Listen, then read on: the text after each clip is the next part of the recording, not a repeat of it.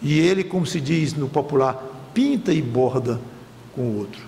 E ele usa argumentações na hora da transação, pode ser contratando um bombeiro, pode ser comprando um par de meia, mas ele argumenta e ele leva de uma forma em que ele se utiliza da inteligência, da capacidade intelectual dele para convencer o outro, e às vezes são negociações não tão simples quanto comprar um par de meia, mas acaba então levando o outro na conversa, como se diz, para a própria vantagem, sabendo que está simplesmente utilizando massa intelectual, não está usando sinceridade, não está usando argumentos, que é válido usar argumentos, mas rapaz, teu carro está arranhado, tem um ali que está em melhor estado e está até mais barato, e se aquilo é sincero, tudo bem, use o que você puder, mas é comum isso, o mais rico oprime o mais pobre, porque o outro está louco para vender, desesperado por aquele dinheiro, o outro tem muito, então isso é famoso, a opressão do rico pelo pobre. Só que não devemos ter sempre a ideia do milionário aqui, de um pobrezinho acolá, e nesse contraste muito grande, muitas vezes, como na média você nem é o riquíssimo, nem você é o pobretão, então você não se enquadra em nenhuma nem outra situação, cuidado, porque numa transação, você pode ser o rico, comparativamente com o outro, claro, ou você pode ser o pobre comparativamente com o outro. Então, como geralmente o rico é que tem essa vantagem na hora da transação financeira, que é quem tem o dinheiro, e você tenha muito cuidado quando você for a parte financeiramente mais robusta, mais forte na transação, porque você pode esmagar o outro e Deus não vai se agradar com isso, nem um pouco. Não use o poder financeiro para fazer uma compra vantajosa no mau sentido para você. Ou então acontece, não sei questão de riqueza ou questão de inteligência, mas ele é bem formado. Então ele vai comprar uma coisa, vai comprar um motor usado, um mecânico comprando um motor usado, imagine, o outro não entende coisa nenhuma de motor, então ali é um disparate enorme em termos de conhecimento do produto. Aí o que conhece bem, isso é muito comum, quando você vai consertar um computador, você vai consertar um motor, consertar alguma máquina, e que você não entende coisa nenhuma, e o técnico olha e diz, isso aqui é preciso isso, quando o outro dá as costas, ele limpa uma peça ali, entrega, e o outro não entende nada, isso é desonesto. Atitudes condenadas pela Bíblia: explorar serviço do outro. Jeremias 22 e 13. Agora vamos ler algumas passagens para dar base ao que eu estou dizendo. Jeremias 22 e 13.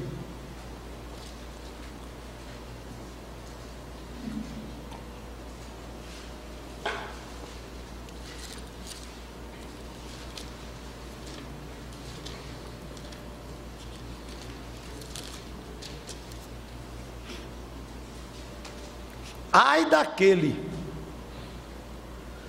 que edifica a sua casa com injustiça e os seus aposentos sem direito, que se vale do serviço do seu próximo sem pagar e não lhe dá o salário. Agora, talvez a gente pense aqui que enganou alguém. Rapaz, conserta isso aqui para mim, quanto é? R$100. Tá bom, aí ele conserta, pronto, tá pronto, vá-se embora, não vou lhe dar um centavo. Claro que esse é o caso extremo aqui, em que você enganou o outro de uma maneira redonda, mas de maneira total. Mas aqui, esse sem paga pode incluir uma paga inconveniente, uma paga aquém do que você sabe que é o normal, do que você sabe que é o razoável, e barganha por barganhar, sabe que é razoável que o outro está pedindo, você precisa daquele trabalho. E você então não paga o suficiente, não é que não paga zero, porque o outro chama é a polícia, né? Você enganá-lo totalmente, não paga nada. Mas eu entendo que seja o pior aqui, é exatamente você não pagar o que é justo, lícito, pagar, aquela ideia de sempre pagar menos, porque quer pagar menos, como um princípio, e é um princípio miserável esse. Princípio miserável, sempre pagar menos, porque é para pagar menos. Mas se o produto vale, ou o serviço vale, ou a qualidade daquele profissional vale, por que pagar menos? Dentro de um contexto em que ele se sente esmagado, ele tem que fazer aquilo por alguma necessidade, alguma premência dele. Então esse tem que ser menos acaba sendo uma coisa muito nociva. E nós pensamos exatamente o contrário. Nocivo é quando eu pago um valor mais do que poderia ter sido. Então eu sou um tolo. Eu sou, nessa história aqui, o ingênuo, porque eu poderia ter esmagado aquele camarada até R$80 e ficou em 90. Depois eu fui saber que ele tinha dito para uma pessoa que tinha topado os 80. Perdi em 10. Será que você perdeu 10? Ou ele ganhou os 10 legitimamente? Então tudo isso, irmãos, está entranhado na nossa cabeça, que não tem como, quer dizer, tem, mas é difícil tirar esta ideia. Agora eu sei que as pessoas, muitas são desonestas, e que querem cobrar 80, mas pede 100 para bastar para 80, eu sei isso tudinho, você sabe igual a mim, mas não é o argumento que eu estou usando aqui nesse contexto. Eu estou falando daquele espírito mesquinho que nós temos de tirar R$1 do outro, se pudermos. Uma vergonha para nós.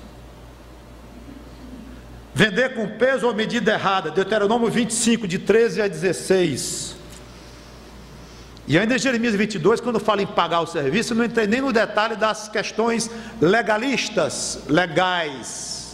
pagar direitos, que é uma coisa hoje que está forte no nosso país. Acho que é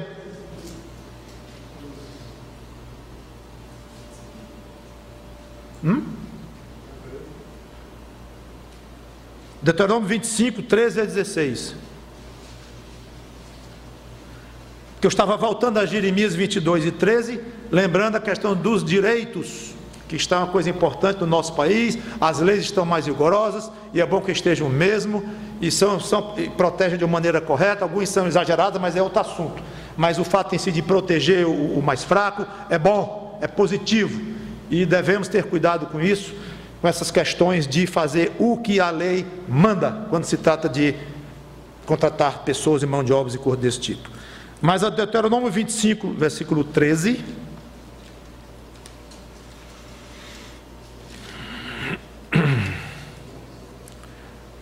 a 16: na tua bolsa não terás pesos diversos, um grande e um pequeno. Na tua casa não terás 2 sortes de efa é uma medida, um grande e um pequeno. Terás peso integral e justo, efa integral e justo, para que se prolongue os teus dias na terra que te dá o Senhor teu Deus.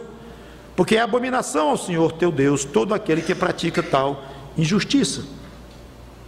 Eu não vou ler, mas está lá em Levítico 19, 35 e 36, também falando de pesos e medidas justas. Hoje em dia não usamos mais balança de 2 pesos, não sabemos nem o que é isso, mas algumas pessoas não sabem nem mais o que é isso. Mas obviamente está aqui o princípio de você ser honesto quando vai vender algo e passar aquilo que de fato é. Essa é a questão. Aqui essa é a questão. É você dar a ideia que está vendendo uma coisa que realmente é aquilo que você está dizendo. Não enganar. É a velha expressão conhecida, passar gato por lebre. Esse é típico. Provérbios 20, versículo 14.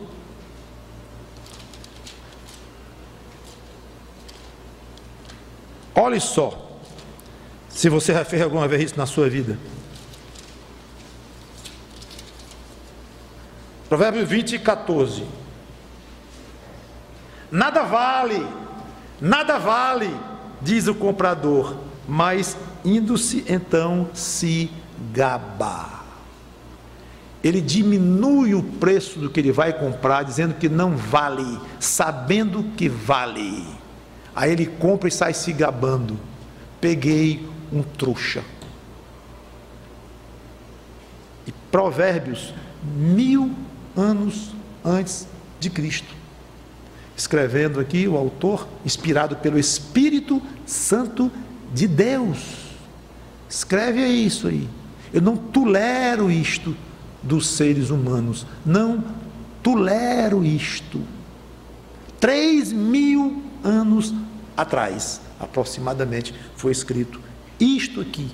Nada vale, nada vale. Depois sai se gabando, porque sabia que valia. Salmo 37, 21.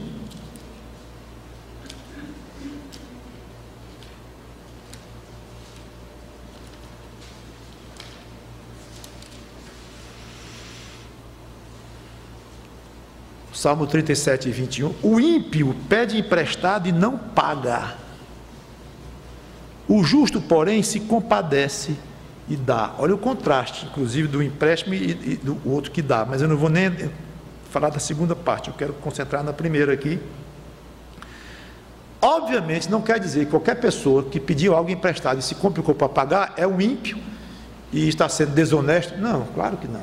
Acho que todos já entramos em situações aqui que temos que chamar o que nos emprestou. Rapaz, aqui apertou, tem uma paciênciazinha. Claro, está falando aqui de um princípio de vida. É alguém que pede de uma maneira já mal intencionada, para não pagar, para enganar, para iludir o outro, se aproveitar do outro, e até uma crueldade, porque está pedindo do outro emprestado, o outro está fazendo até um favor, uma ajuda.